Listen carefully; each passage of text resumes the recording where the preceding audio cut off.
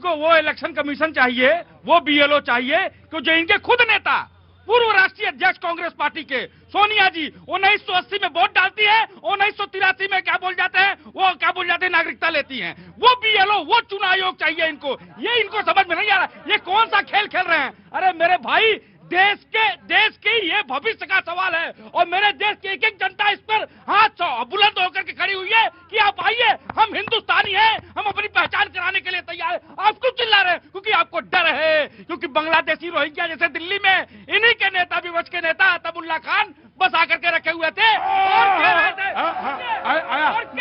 अरे रुको, कौन भाई का ऐलान निकाल सकता है? इन्हीं के नेता, इन्हीं के विपक्ष के नेता अताउल्लाह खान कह रहे थे।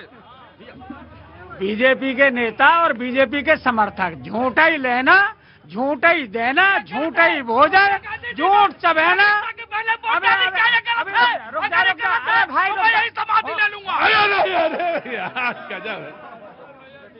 समाधि ना लेना यार, तुम इधर आइए, पीछे आइए, सारे लोग पीछे आइए। समाधि नहीं होगी जी। हाँ जी भैया, सुरक्षित रहिए, स्वास्थ्य अच्छा रहे, समाधि मत लो, इतना उसमें रहो। अरे अभी समाजवादी को भी तो जीतते हुए देखो, कि तो बीजेपी को ही देखोगे, जब समाजवादी को भी इतना समाधि इतनी जल्दी मत लो। हाँ जी बोलिए। देखिए, अभी ईवीएम का मुद्दा बता रहे थे कि विपक्ष वाले ईवीएम का मामला पूछिए, क्या आडवाणी जी नहीं उठाते थे, सुषमा स्वराज जी नहीं उठाती थी क्या? आज तुम्हें बहुत याद आ रहा है अडवाणी जी? अडवाणी जी आज बहुत याद आ रहे हैं, क्या बात है? इनके राज्यसभा जो सदस्य हैं, पीवी नरसिम्हन जी ने बताया, उन्होंने तो किताबें ही लिख दी थी पूरी ईवीएम पे। तो ऐसा नहीं कहें कि ये ईवीएम पे हमने ही सवाल उठाया, इन्होंने खुद सवाल उठाया है, बाकायदा जाकर के मिलते भी थे। अब काहे नहीं उठा रहे हो? लेकिन हम लोग उठा रहे हैं, अभी भी उठा रहे हैं। अब तो एसआईआर उठा रहे हो। दिनेश जी ने कहा कि 37 सीट हम जीते लोकसभा में, लेकिन अगर सारी की सारी जीत जाए तब भी ईवीएम पर प्रश्न चिन्ह रहेगा। राइट, ठीक। भैया देखिए, एसआईआर में समस्या नहीं है, समस्या विपक्ष की राजनीति की दिशा और दशा में है। इनको अपना सलाहकार बदलना होगा। अभी इन्होंने झूठे बोलना चवेला जो बताया सचिव गुरु वेद 3 प्रिय बोले भय आस। इन लोगों को अपना सलाहकार बदलने की जरूरत है। ये सत्य को स्वीकारना नहीं चाहते हैं कि देश की जनता इनके मुद्दों को नकार रही है। अब मैं एक अपना पर्सनल बता रहा हूं, मेरी धर्मपत्नी का 3 जगह वोटर, पश्चिम बंगाल में, प्रयाग में और मिर्जापुर में। अब क्यों, कैसे? क्योंकि वो पहले पश्चिम बंगाल में रहती थी, वहां पर बना था, तो हमने कहा भैया वहां पे कटवाइए। प्रयागराज की हैं तो वहां से हमने कहा भैया वहां का कटवाइए। अब केवल एक जगह रही है, तो ऐसे ही एक व्यक्ति की कई जगह वोटर में नाम है। इनके पवन खेड़ा जी, उनको भी 2 जगहों पर था, तो क्या पूछ लिया जाए, क्या मान लिया जाए कि पवन खेड़ा भारतीय जनता पार्टी के लिए बैटिंग करते थे या फिर चुनाव आयोग के लिए बैटिंग? नहीं, सिन्हा जी 2 जगह डाल के आए, पहले दिल्ली में डाला, वहाँ एसआईआर हो गई, इसके बाद बिहार में जाकर के वहाँ भी एसआईआर हो गई, 2 जगह वोट डाल के आ गए। तो बताइए बीजेपी के लोग नहीं, उसी लिए एसआईआर हो रहा है कि जो भी गलतियां हैं उसे सुधारी जाए। और एसआईआर पर यहाँ पर 3 महीने चर्चा हुई और आप लोग तो एसआईआर को असंवैधानिक बता रहे थे। और नहीं, अरे सुप्रीम कोर्ट ने कह दिया है कि एसआईआर। जी ठीक। फैज भाई, हाँ जी जनाब, कहाँ से हैं? मैं हरियाणा से हूँ। हरियाणा से हैं? रुको भाई, हरियाणा की बात सुनो जी। हरियाणा में कहाँ से हैं? करनाल डिस्ट्रिक्ट। अरे वाह, सबसे अच्छा डिस्ट्रिक्ट है भाई, कर्ण की नगरी। कर्ण की नगरी, वाह क्या बात है। जो सुबह आ गया बस, खाली यहाँ से नहीं गया। बिल्कुल। अब भी ऐसा ही है। सबसे पहले जो मुद्दा उठाया था वो राहुल गांधी ने हरियाणा का उठाया था। अब कोई भी ब्लॉक बैठता है, मैं वहाँ का एजेंट हूँ, मेरे को पता है वहाँ पे ये कौन है, ये सब झूठ है, एक बनाया हुआ मुद्दा है।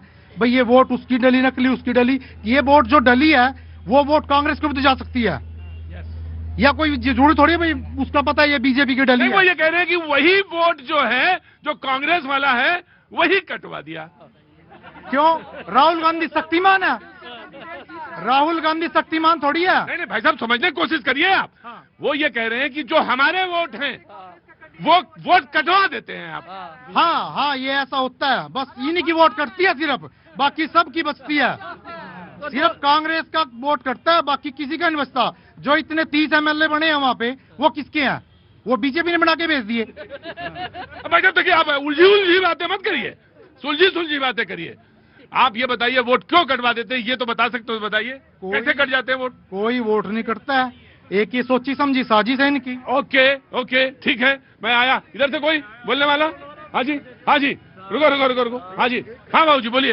हाँ जी, ऐसा है, पर जो बात हो रही थी, हाँ हाँ, तो मैं भी हरियाणा से हूँ। हरियाणा से हैं आप? बिल्कुल। जी, हरियाणा में कहाँ से हैं आप? एक बारी फरीदाबाद। फरीदाबाद से? अरे वो तो मेरे बगल में है। हाँ जी, हाँ, बोलिए। बिल्कुल।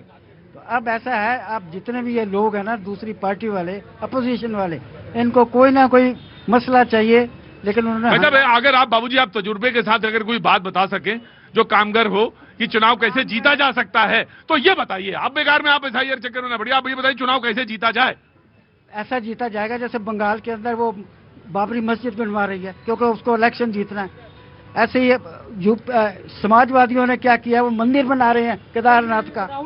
ये हटना चाहिए।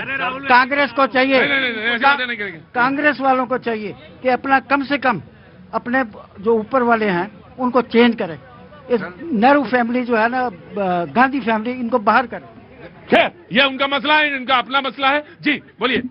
आप जो अंकल ये बात बड़ी इम्पोर्टेंट है, ओके बड़ी परी बात बोली। हालांकि उन्होंने चेंज किया था। देखिए, जनता को सब कुछ बोलने का अख्तियार है, वो बोल सकती है। उसको लगता है कि अगर कांग्रेस का रिवाइवल हो सकता है तो ऐसे हो सकता है। उनका एक पॉइंट है, जरूरी नहीं वो सही हो, लेकिन उनका एक पॉइंट है। लेकिन सर, उन्होंने ऊपर वाला चेंज करने की कोशिश की थी, संसद में पहुंचे थे शिव जी। प्रेसिडेंट बनाया तो दूसरा तो प्रेसिडेंट है, लेकिन वो भी काम नहीं आया, क्योंकि जनता है जिसका चुनाव हुआ है। ऐसा है, जिनकी आप बात कहना चाह रहे हैं ना, आदरणीय राहुल गांधी जी की क़यादत में ही 44 से हम 99 भी आए हैं, और आने वाले समय में देखिएगा देश में सरकार भी बनेगी। और राहुल गांधी जो है इस देश में कमजोरों की, वंचितों की आवाज को बुलंद कर रहे हैं। और आज जब सरकार की जितनी एजेंसीज है उसका दुरुपयोग कर कर आज सरकार अगर दबा रही है, लेकिन ये समझ लीजिए देश की जनता के साथ विपक्ष के नेता और पूरी कांग्रेस पार्टी बिल्कुल तन्मयता से। राइट जी। कांग्रेस जो है आपका, वो जनता के अगेंस्ट में चल रहा है। आप कोথায় दिखे, आप कहाँ से हैं? हम उड़ीसा से। जय जगन्नाथ। ये चीज है, हाँ। आपको जो चीज चाहिए, हाँ पब्लिक को जो चाहिए, हाँ, क्या चाहिए पब्लिक को? पब्लिक को चाहिए मतलब जो देश के सपोर्ट में रहे। अब तू बांग्लादेशी को लाएगा, इधर से लाएगा, उधर से लाएगा, किसी को भी ला के घर में बसा देगा वोट देने के लिए, तो कैसे होगा? होगा क्या? आपके घर में किसी को बाहर से ले आओ, पटक के मारेंगे नहीं उसको हम? हाँ। वही तो ले आओगे वहाँ पे? मार क्यों नहीं रहे? आप बताइए बाबूजी, क्या कारण हो सकता है? अगर इनको वो जीतना है तो ये कॉपी पेस्ट कर ले, सारे बीजेपी के जितने भी मुद्दे हैं वो सारे कॉपी पेस्ट करके उन पे लड़ना शुरू कर दें, आपको भी मिल जाएंगे। जी, कांग्रेस विल वांट टू देखिए, चाहे सत्ता मिले ना मिले, जो भारतीय जनता पार्टी फिरका परस्ती ताकतों को बढ़ाती है, सांप्रदायिक ताकतों को आगे बढ़ाती है, हिंदू मुस्लिम करती है, आपको जाति के नाम पर, भाषा के नाम पर भड़काती है, ये काम माफ कीजिएगा कांग्रेस नहीं करेगी। देखिए, चुनाव जब बिहार का हुआ, एग्जिट पोल आया तो ये लोग दम भर रहे थे, अरे हम जीतेंगे, जीत रहे, कांग्रेसी यही चिल्लाते थे, आरजेडी वाले चिल्लाते थे। जब वोटिंग काउंटिंग शुरू हुआ, जीत रहे। जब 2 घंटे के बाद पता चला हार रहे, तो शाम को पता चला कि कहते नहीं अब किस